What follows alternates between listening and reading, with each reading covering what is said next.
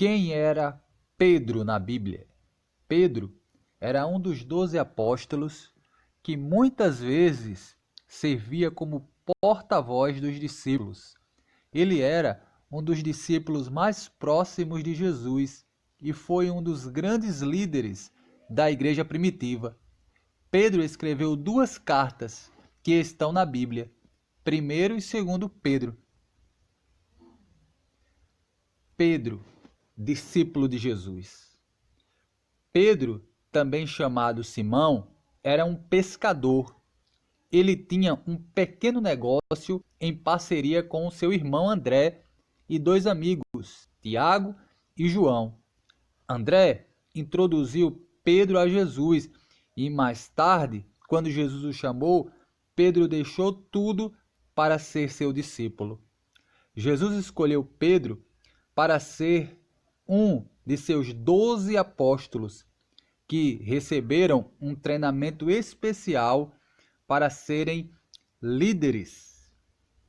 Pedro se destacou entre os discípulos por ser ousado e falar o que todos estavam pensando. Ele era impulsivo, fazia tudo com entusiasmo e amava Jesus fervorosamente. Pedro tinha a personalidade de um líder, mas ainda não era maduro.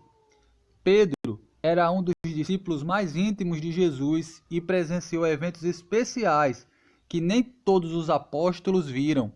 Junto com Tiago e João, Pedro viu a transfiguração de Jesus e a ressurreição da filha de Jairo. Pedro era mais que aluno, ele era amigo de Jesus. Pedro reconheceu que Jesus era o Cristo, o Filho de Deus, mas não entendia que Jesus tinha que morrer e queria protegê-lo a todo custo. Ele estava pronto para morrer para defender Jesus e até tentou salvar Jesus quando foi preso, mas Jesus impediu Pedro de seguir o caminho da violência. Quando Jesus foi preso, Pedro perdeu a coragem e negou Jesus 3 vezes. Seu coração era sincero, mas nesse momento ele tropeçou. Logo Pedro se arrependeu de suas palavras e ficou muito triste. Quando Jesus ressuscitou, Pedro foi o primeiro a entrar no túmulo vazio para ver. Mais tarde Jesus apareceu na praia e conversou com Pedro. 3 vezes Pedro disse que amava Jesus e Jesus o mandou cuidar de suas ovelhas. Daí em diante, Pedro foi uma pessoa diferente.